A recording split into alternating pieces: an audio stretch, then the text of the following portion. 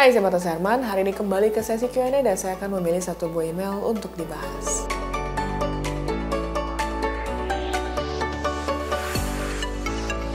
Makasih banyak buat teman-teman yang kirim email ke martasuherman@gmail.com. Hari ini saya akan memilih satu buah email untuk dibahas dan hari ini saya menemukan satu buah email yang cukup unik. Jadi emailnya dari Angga Nasetya Kairesa Putra. Alamat emailnya adalah nasetyaangga@gmail.com. Halo, selamat siang Kak. Sebelumnya perkenalkan, saya Angga Nasetya. Saya bisa dibilang baru terjun ke dunia fotografi, khususnya foto potret untuk cosplayer di acara atau event pop culture Jepang. Yang dimana event tersebut banyak orang, sehingga saya terkadang merasa kesulitan untuk mencari angle atau latar belakang yang sesuai.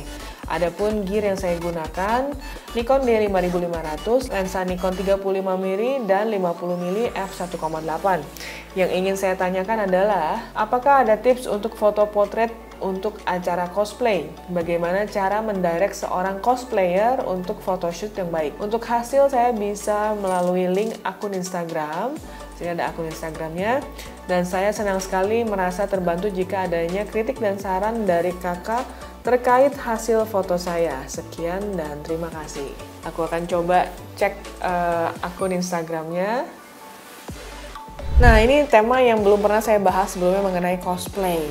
Jadi salah satu tema yang cukup menarik dan buat teman-teman yang penasaran, yang mungkin juga teman-teman di sini ada fotografer cosplay, disimak tuh sampai habis. Dan sebelum masuk ke pembahasan kali ini, saya ingin mengucapkan terima kasih banyak buat teman-teman yang selalu support channel ini, yang sudah subscribe dan juga share bagi teman-teman lainnya yang sedang belajar fotografi. Dan buat teman-teman yang baru aja ketemu dan belum di-subscribe, jangan lupa di-subscribe sekarang karena setiap minggunya saya membahas seputar fotografi. Dan juga buat teman-teman di sini yang menanyakan apakah saya ada jasa fotografi, videografi, ataupun social media management, teman-teman bisa langsung kontak ke nomor di bawah ini, nanti akan dibantu oleh administrasi saya. Oke, kalau saya lihat dari Instagramnya sebenarnya sudah cukup baik ya, cukup menarik semuanya detailnya. Dan di sini secara warna juga kalau saya lihat sudah cukup berkarakter sebenarnya. Kalau dalam sebuah keramaian memang mendokumentasikan satu buah event itu nggak gampang ya. Biasanya kita harus dealing dengan pengunjung, dengan peserta lainnya atau apa. Nah, di sini menurut saya penggunaan f1.8 dengan lensa yang kamu gunakan itu sebenarnya sudah sangat cukup karena bisa membuat isolasi di mana point of interest atau si talent itu nampak lebih stand out ya, di mana bokehnya juga kan bisa menyamarkan bagian belakang sehingga tidak terlalu distract dengan lingkungan sekitarnya. Nah, di sini menurut saya cukup menarik, tinggal mungkin dari kamu bisa memaksimalkan lagi lighting ya. Mungkin kalau teman-teman mungkin ingin mendapatkan sesuatu yang lebih dramatis, kadang-kadang kita membutuhkan lighting yang dramatis juga. Karena kalau dari foto-foto yang kamu kirimkan ini sebenarnya bisa dibilang lightingnya menggunakan banyak natural light ya. Natural light bukannya jelek, bagus-bagus aja, tapi kita harus tahu timingnya. Karena balik lagi, natural light itu kan kita artinya menggunakan matahari. Kita harus tahu posisi-posisi di mana matahari ini bisa akan lebih maksimal. Misalnya, kita ingin menggunakan window lighting, artinya kita harus mencari jendela mana yang kira-kira akan bisa menampilkan ambience yang cukup baik gitu ya. Dan juga misalnya kalau kita harus di outdoor gitu, artinya kita juga harus pergi ke lokasi tersebut untuk memaksimalkan lighting tersebut. Nah, buat teman-teman di sini yang mungkin juga bingung nih kayak ngomongin apa sih, kok ngomongin cahaya, lighting itu apa?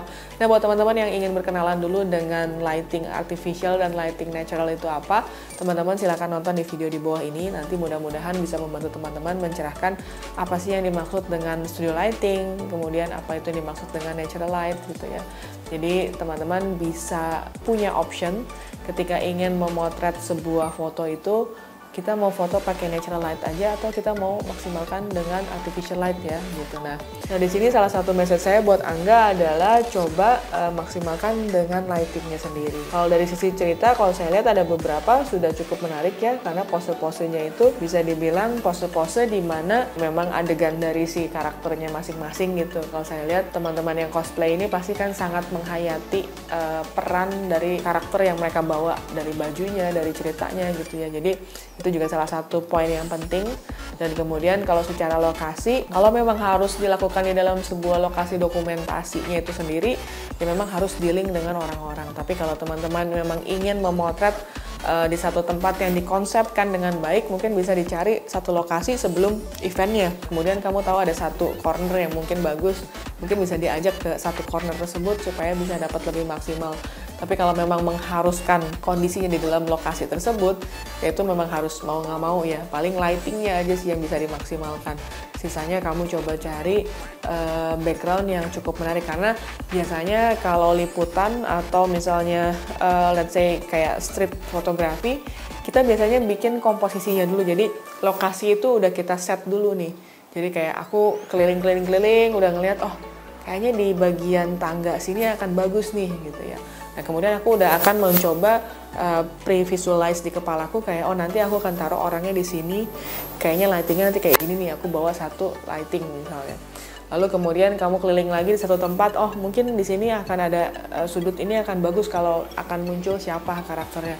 Jadi sebenarnya di setiap event apapun, kalau kita bicara apakah itu wedding ya, apakah itu event let's say konser atau apa, biasanya kan kita selalu butuh yang namanya survei atau reki ya. Jadi sebisa mungkin kita lihat dulu lokasinya seperti apa. Jadi kita fotografer itu sudah bisa punya bayangan, kira-kira saya akan berbuat seperti ini nih. Saya kira-kira akan menggunakan referensi saya yang ini untuk mengeksekusi di lokasi tersebut. Selalu ada persiapan. Jadi kalau di ranah komersil, kalau saya biasanya ada namanya pre-production.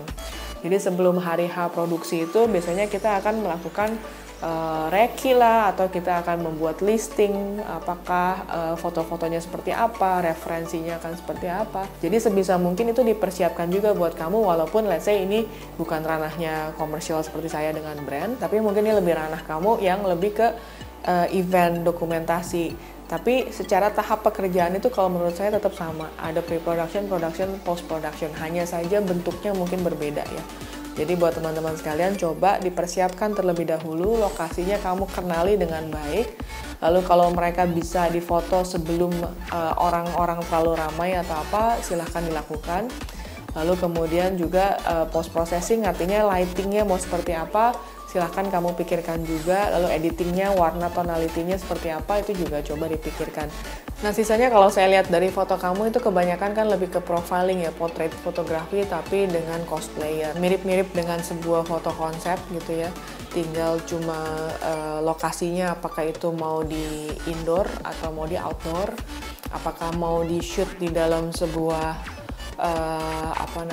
studio kah, atau misalkan let's say kamu bikin mini studio atau apa, bikin satu corner yang memang pakai background sesuatu atau apa. Nah itu sebenarnya lebih ke konsep sana, karena kalau saya lihat yang kamu buat lebih ke profil si para pemainnya, si cosplay itu sendiri. Jadi sebenarnya dari sisi ini nggak ada masalah sih, aku so far oke-oke aja, dan juga dari moodnya juga oke.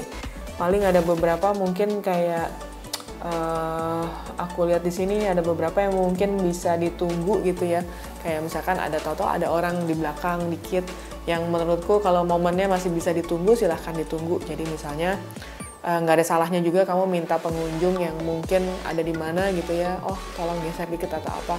Kalau cuma 1-2 orang ya, kalau banyak mungkin agak susah untuk menggeser ya. Sisanya menurutku overall udah oke banget buat kamu yang mungkin ingin juga fotonya di grading, karena aku lihat di sini juga banyak foto-foto yang di grading ya. Teman-teman juga bisa cek di link saya di bawah ini, saya pernah membahas mengenai color grading menggunakan Capture One Pro. Mudah-mudahan tips dari saya bisa membantu memperbaiki atau memaksimalkan lagi hasil foto kamu, karena fotonya udah keren-keren banget, tinggal minor aja revisinya. So, itu aja pembahasan dari saya. Thank you for watching. Buat teman-teman sekalian yang mungkin ingin membahas foto-fotonya, silahkan email ke martasuherman@gmail.com. So, thank you for watching. Jangan lupa like, comment, subscribe, dan juga share.